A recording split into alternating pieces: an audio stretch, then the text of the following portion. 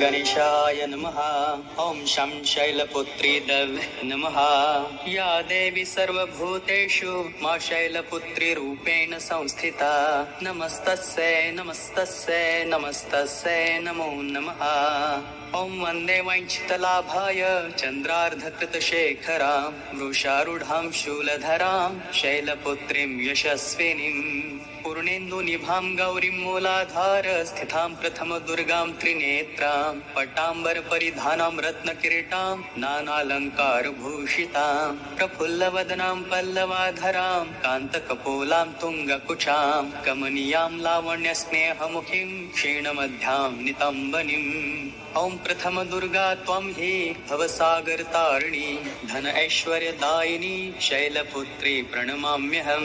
त्रिलोकजननी त्वं हि परमानन्दप्रदायिनी सौभाग्यरोग्यदायिनी